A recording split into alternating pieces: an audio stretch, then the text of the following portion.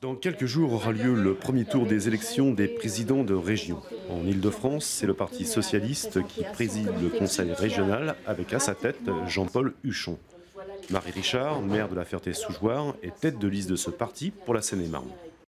À la fois dans le cadre d'un contrat avec le département, mais également en direction de tous les lycéens et de tous les lycées qui ont été rénovés, de l'université de Marne-la-Vallée, du soutien au pôle de compétitivité ville et mobilité durable, qui est un pôle qui réunit à la fois les industriels, les entreprises et la recherche qui est implanté à Marne-la-Vallée.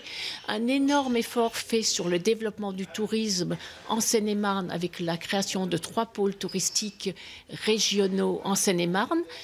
Je ne parle pas des efforts qui ont été faits sur le logement, sur la politique de la ville dans des villes comme Montereau, comme Meaux, mais je pourrais aussi citer Coulommiers, et tous ces contrats régionaux et départementaux qui ont permis d'aménager la Seine-et-Marne et de lui donner belle allure. Le sujet le plus controversé en Île-de-France reste les transports en commun.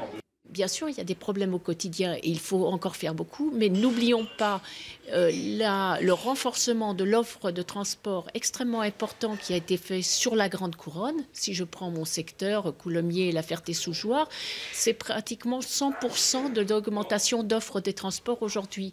Et encore le 13 décembre dernier, nous avons eu à Coulommiers 80% de renforcement de l'offre de transport sur les week-ends, à La Ferté 45%, ce qui veut dire que c'est tout un secteur qui était ravitaillé par les corbeaux, il n'y a pas d'autre mot, où aujourd'hui on peut se déplacer, on peut vivre,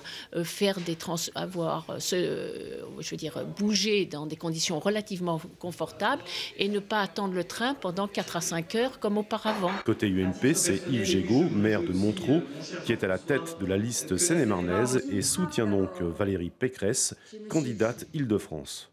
Rendez-vous à vos urnes dimanche 14 mars.